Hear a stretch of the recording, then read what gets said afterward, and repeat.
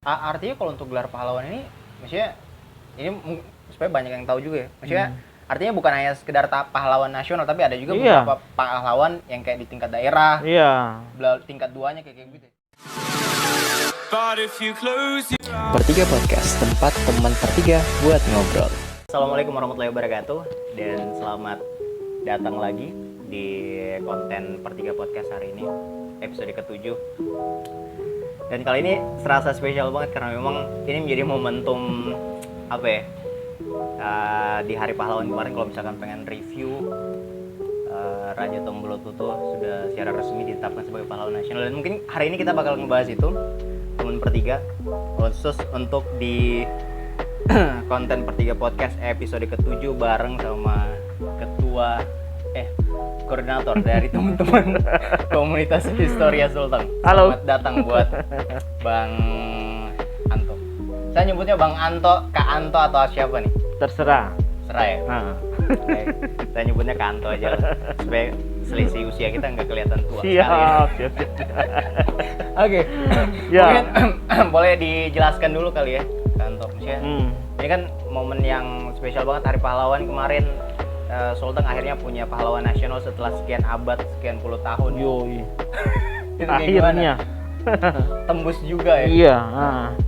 Jadi selamat dulu sebenarnya untuk Sulawesi Tengah akhirnya terpecahkan telurnya. Oke. Setelah proses yang sekian lama.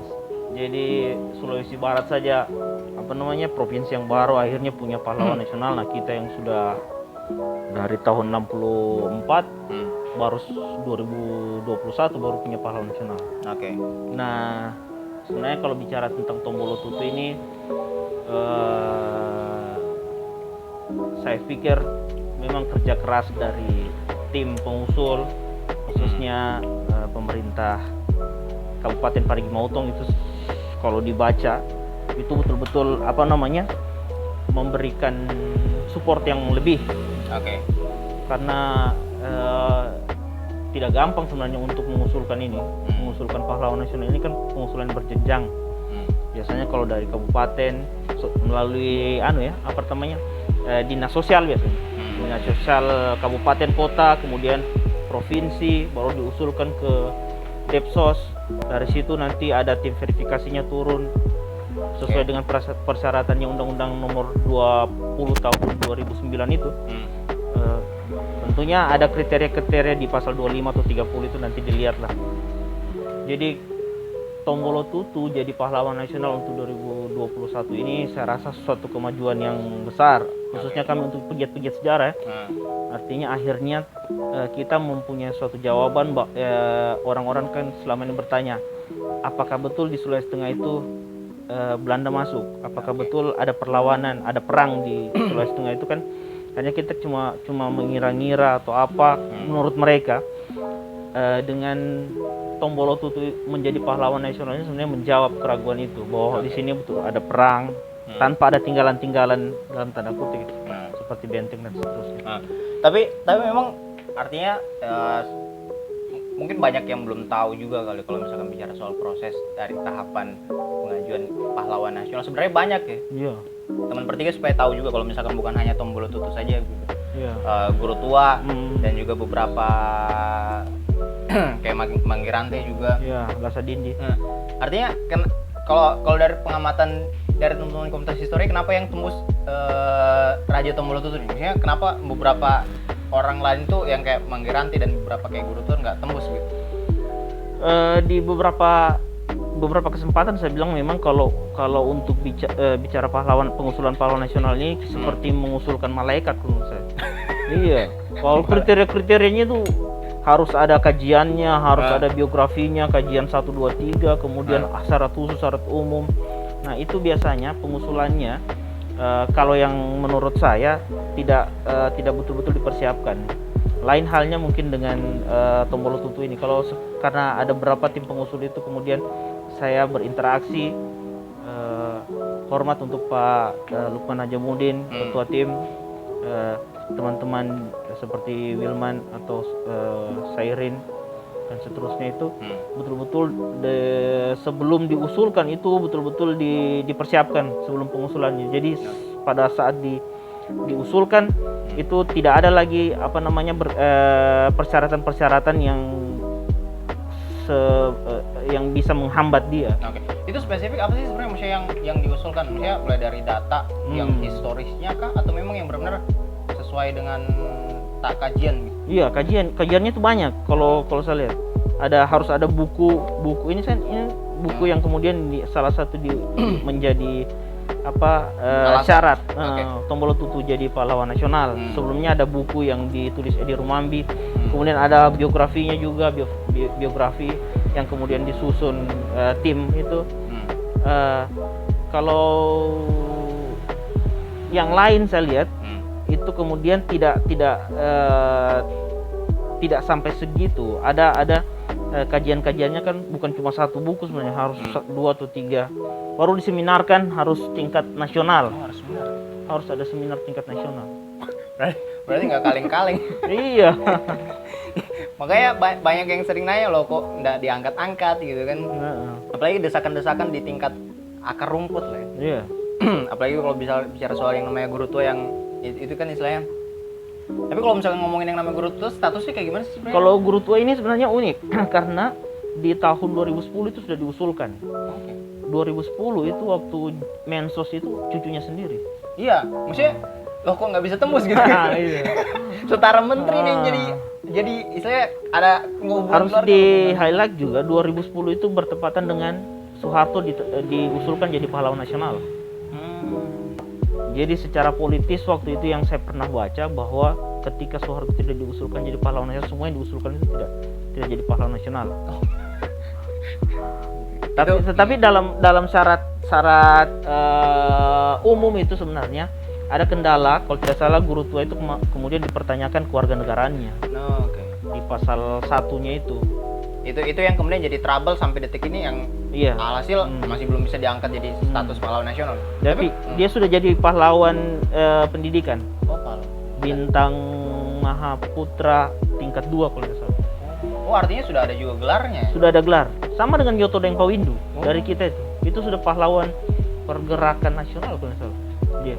Artinya kalau untuk gelar pahlawan ini, maksudnya ini supaya banyak yang tahu juga ya. Maksudnya artinya bukan hanya sekedar pahlawan nasional, tapi ada juga beberapa pahlawan yang kayak di tingkat daerah. Iya. Tingkat 2-nya kayak gitu ya. Kita juga jadi pahlawan untuk keluarganya di masing-masing. Oh, iya. Nyari duit, Cek. Tapi pahlawannya seperti saya bilang tadi itu kayak malaikat saja. Bayangkan saja Soekarno itu awalnya itu tidak bisa jadi pahlawan nasional. Dia cuma pahlawan proklamasi kemerdekaan. Itu karena apa? Karena kenapa sampai hanya sekedar di undang-undangnya itu jelas itu tidak boleh terbukti pernah memimpin perlawanan. Kemudian tidak pernah menyerah. Nah, di beberapa part sejarah Soekarno itu pernah bernegosiasi dengan Jepang. Berarti dia diasosiasikan pernah menyerah pada Jepang. Itu yang membuat dia kemudian memberatkan dia untuk diusulkan jadi pahlawan nasional, tapi akhirnya kan jadi pahlawan nasional. Artinya maksudnya dengan segala macam ketentuan itu, artinya nggak ada yang benar-benar 100% yang bisa, oh ini benar-benar pure pahlawan nasional nih gitu. Iya. Ini maksudnya itu karena maksudnya aturan kenapa nggak bisa dirubah begitu, atau kayak gimana sih sebenarnya? Ketika mungkin itu semua waktu seminar buku ini. Seminar buku ini kan yang jadi narasumbernya Pak yang dari UGM ini. Namanya Pak siapa ya di sini ini. Nah, dia itu yang penyusun syarat-syarat pahlawan nasional. Nah, yang saya bilang tadi itu sebenarnya kata-katanya dia. Pahlawan nasionalnya seperti malaikat sebenarnya, mengusulkan malaikat kalau menurut dia. Karena memang betul-betul berat sebenarnya. Di sini dia jadi itu. Jadi di kata pengantarnya kalau tidak salah di bukunya untuk Tombolo Tutu ini. Dia UGM kalau tidak salah. Saya boleh lihat bukunya. Ini kalau misalkan teman-teman historia ikut terlibat buatan kita di seminar kemarin, hanya beberapa penulis itu kita punya sering berkomunikasi lah. diskusi. Jadi teman pertiga ini harus tahu dulu kalau misalkan proses Raja Tombolotutu itu hadir sebagai pahlawan nasional itu nggak mudah. Ini salah satunya, harus ada bukunya. Jadi, tapi bukan berarti hanya sekedar 1-2 buku ya. Iya. Artinya banyak tahapannya, mulai dari bukunya juga, terus di seminar di tingkat nasional dan berbagai macam persyaratan lainnya begitu. Tapi kalau misalkan ngomongin dampak nih, saya mau tahu sih sebenarnya. Misalnya kalau di tingkat pemerintah kota sih sebenarnya sudah bilang kalau misalkan Tombolotutu diangkat jadi pahlawan nasional nih di 2023 bakal dibuat patung. Maksudnya hanya sekedar impact semacam itu atau kayak gimana sih sebenarnya bargaining ketika pahlawan nasional ini ada begitu? Saya kadang berpikir terlalu simpel cara berpikirnya. Makanya saya bilang, loh kok hanya sekedar patung gitu. Itu kayak gimana sih sebenarnya? Tapi secara otomatis sebenarnya ketika daerah itu sudah punya pahlawan nasional, namanya pahlawan nasional itu akan ada dalam katalog pahlawan nasional secara nasional. Ada katalog bukunya itu. Okay. Dan itu mau bisa diajarkan di masuk di kurikulum sekolah. Okay. Karena ya makanya itu harus ada buku kajiannya harus jelas toh, karena itu bakal diajarkan di pelajaran masuk di kurikulum sekolah. Ini mungkin yang jadi hal yang menarik kalau menurut saya, karena memang kan selama ini kan kurikulum khusus pembelajaran sejarah, artinya untuk sejarah pahlawan lokal juga agak sedikit minus sih. Tokoh-tokoh lokal ini kadang-kadang memang jadi terasing di daerahnya sendiri. Menarik. Oke lanjut. Saya belum ngebahas lebih panjang. Iyalah, kita kan lebih kenal siapa itu Diponegoro, Hasanuddin, padahal tetangga nih. Nah, ketika Tombolotutu jadi pahlawan nasional, dia punya peluang untuk mungkin sama kedudukannya dengan yang nama-nama yang saya sebut tadi. Jadi dia mungkin bisa masuk di pelajaran di Aceh. Jadi dia sudah jadi tokoh nasional toh, pahlawan nasional. Itu poin sebenarnya yang paling penting dari ketika tokoh lokal dia naik tingkat jadi pahlawan nasional kalau menurut saya. Sebenarnya yang harus dilakukan pemerintah setempat itu sebenarnya. Saya berpikir Tombolotutu ini bukan jadi akhir tokoh yang kemudian untuk jadi pahlawan nasional. Atau hanya sekedar terpampang di sekolah-sekolah. Ya. Sebenarnya dia akan menjadi pembuka jalan untuk tokoh-tokoh lokal lainnya naik ke tingkat menjadi pahlawan nasional. Belajar dari proses pengajuannya, berarti harus ada kemudian kalau kita lihat pemerintah daerah, kalau memang kota mau mengusulkan umpamanya guru tua, ya betul-betul dipersiapkan. Kita harus belajar dari proses pengajuannya ini. Karena potensi Sulawesi Tengah pada umumnya untuk memiliki lebih dari satu pahlawan nasional itu besar sekali. Ada Marundu. Itu yang meninggal tanggal 17 Agustus 1907 kalau tidak salah di perang Wulanderi itu, Benteng Wulanderi. Kemudian ada Haji Hayun. Walaupun dengan kontroversinya dengan mohon maaf dengan keluarga kerajaan di Toli-Toli. Ya, belum lagi siapa ya, masih banyak sekali. Karanja Lembah. Walaupun dia sudah dipindahkan, dicabut dari akar sejarahnya, dipindahkan makamnya. Menurut saya itu kecelakaan sejarah. Masih banyak lah sebenarnya potensi tokoh-tokoh lokal yang berpotensi untuk jadi pahlawan nasional. Nah, kita harus belajar dari Tombolotutu. Nah, kalau memang sebenarnya kita mau belajar dari dia, khususnya ini kan sebenarnya yang mengusulkan ini kan Parimo tuh, Parigi Motong. Nah, catatan kritisnya sebenarnya ketika Parimo bisa mengusulkan dan gol di tingkat nasional, kota harusnya berpikir seperti itu sebagai ibu kota provinsi. Karena memang kan artinya ketika ini sekali lagi bukan bicara soal yang namanya rasialisme daerah ya. Ketika mungkin Tombolotutu artinya kan yang benar-benar neto di daerah Parigi Motong kan, memang raja gitu. Tapi kalau untuk yang skala lokal yang benar-benar daerah Palu, selain dari guru tua yang benar-benar ini bisa nih angkat daerah, misalnya pahlawan nasional di daerah Kota Palu gitu. Itu artinya nama-nama yang tadi kakak bilang. Iya, gitu? Bisa. Kalau kita membaca sebenarnya Tombolotutu ini di bukunya Edi Rumambi. Kalau kamu baca itu di 1898 ketika dia memulai perangnya, ketika diangkatnya Daeng Malino menjadi raja. Jadi ini kalau saya flashback sedikit. Bicaranya panjang banget kalau misalnya bicara soal sejarah. Intinya. Jadi Tombolo Tutu ini kemudian men-trigger perlawanan lain sebenarnya. Dia ke Pantoloan. Di Pantoloan dia ketemu Lama Kagili. Akhirnya Lama Kagili ditangkap dan dibuang ke Goa dan meninggal di sana. Dia ke pantai barat ke Sojol, ketemu Kaleolangi dan Singgala mananya. Keduanya juga ditangkap. Itu karena dampaknya tadi itu. Iya, jadi kalau bicara sebenarnya tokoh yang kota umpamanya, semua akhirnya karena ini menjadi pusat ibu kota provinsi, pasti semua punya jejak sejarah di sini kalau menurut saya. Begitu juga Karanjalemba, kan? Karena memang kan, istilahnya orang pasti bakal lari kemari juga kan? Iya. Sama halnya kalau Puela Sadindi itu, tapi kan kemarin yang usulkan akhirnya kan Donggala.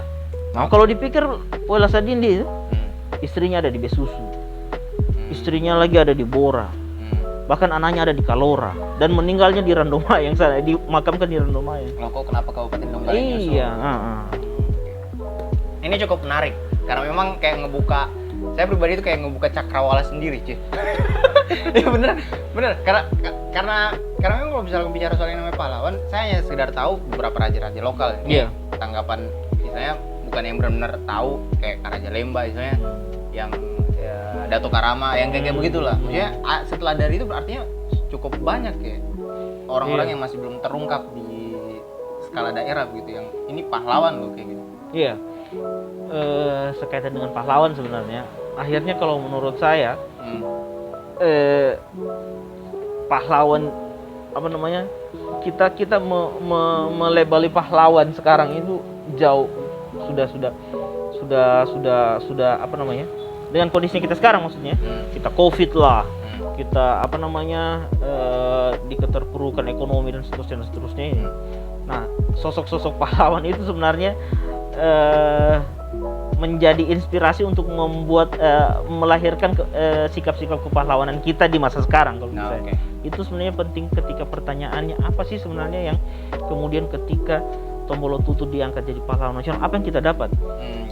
Sebuah perlawanan kemudian kita tidak dapat hanya jadi arangnya saya tahu, jadi abunya saja.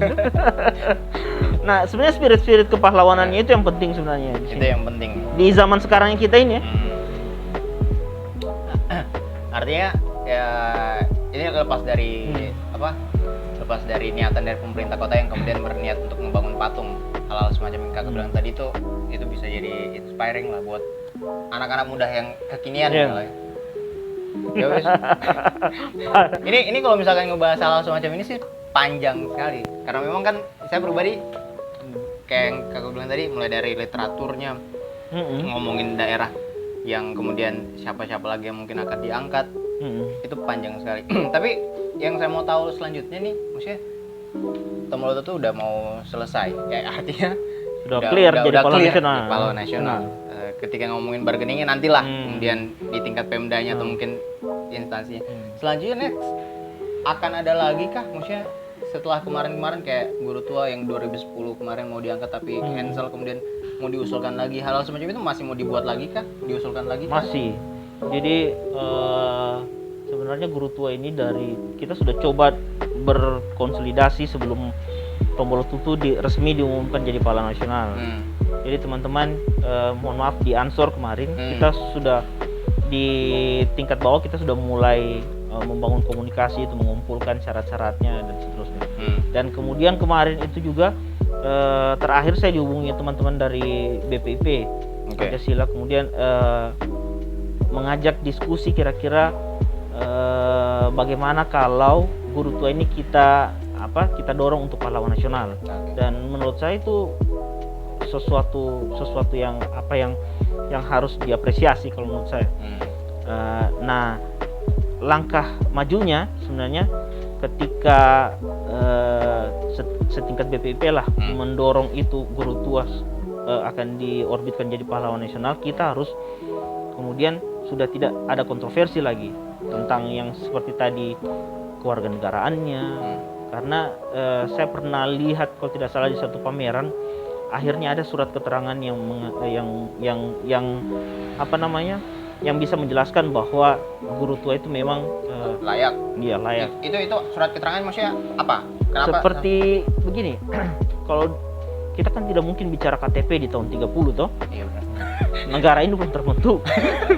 Lantas kalau kita bicara, oh guru tua itu tidak bisa karena dia bukan penduduk orang asli Indonesia. Nah, Indonesia baru ada, maksudnya secara de jure itu kan de facto dia 45. Kemudian guru tua datang 30. Poinnya sebenarnya ketika hari ini tokoh perfilman sudah jadi pahlawan nasional, seharusnya tokoh pendidikan seperti guru tua sudah boleh jadi pahlawan nasional. Ini yang jadi pertanyaan sebenarnya, maksudnya lepas dari pro kontranya ya. Artinya kan maksudnya ya, pemain bola aja bisa kan? Iya. Loh kok nggak bisa sementara dia udah ngebangun kayak beberapa Itulah. sarana pendidikan gitu. ini menjadi menarik karena secara pribadi guru tua sosok istilahnya pemuka agama di level nasional udah lumayan lah, banyak beberapa santrinya yang udah lumayan, buktinya banyak juga beberapa generasinya yang sekarang ikut ngebangun daerah dan negara ini. Kajiannya tidak usah dipertanyakan lagi. Sampai ke Australia kan jurnal-jurnalnya itu kan sudah ada. Iya, dibuatkan jurnal. Ya tinggal kita lagi sebenarnya berhenti untuk berkontroversi dan kemudian mendorong beliau mengikuti jejak Tombolo Tutu. Tapi ini kan bandara udah ganti nama nih.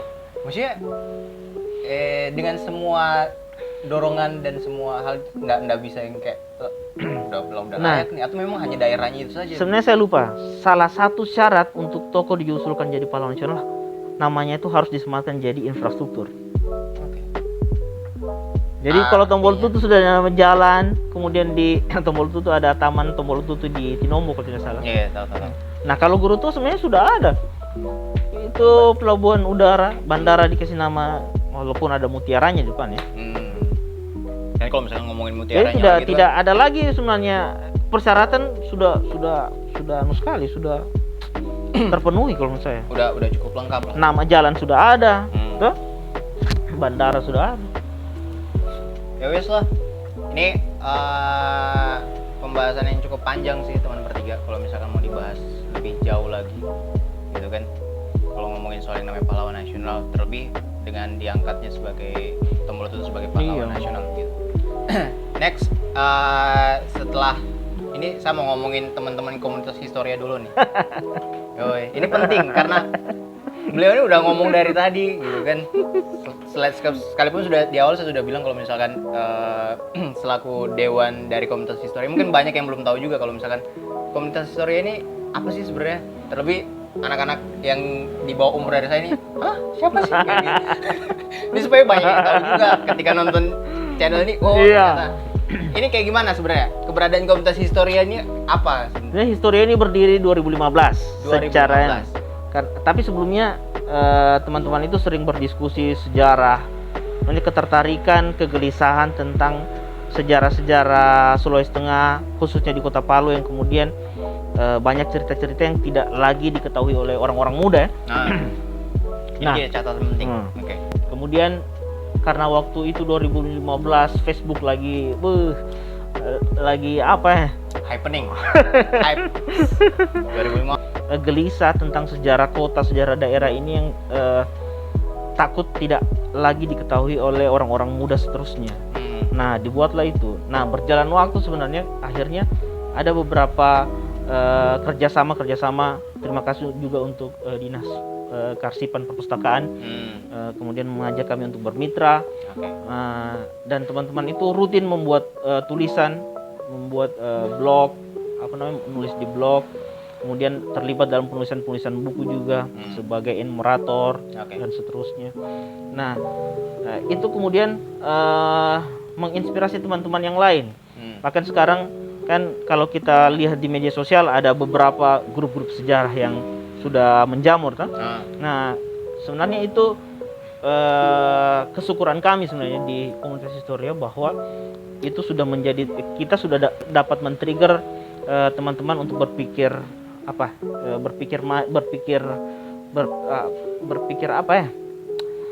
menjadi arus utama isu lah, mainstreaming isu ya. Artinya peduli. Peduli. Minimal peduli lah sama sejarah Oh, daerah sejarah sendiri ini gitu. sudah jadi sesuatu yang seksi lah, kira-kira seperti itu. Dan penting untuk dikasih tahu gitu. Iya. 2015 artinya udah cukup lama lah ya. Iya, 7. Hampir 7 tahun. Itu anak kalau anak usia Sekolah ya. udah sekolah. ini menjadi penting. Maksudnya selama hampir 7 tahun selain dari ikut nge-support kegiatan-kegiatan yang sifatnya sejarah. Apa sih sebenarnya kalau yang jadi benar program dari teman-teman historia gitu? Sebenarnya kita ini Atau hanya sekedar diskusi bebas? Ya udah diskusi aja. Kan kalau hanya sekedar kayak gitu kan aneh. iya. Kita sebenarnya orang-orang yang apa ya? Pegiat literasi iya. Kemudian penulis lepas juga iya.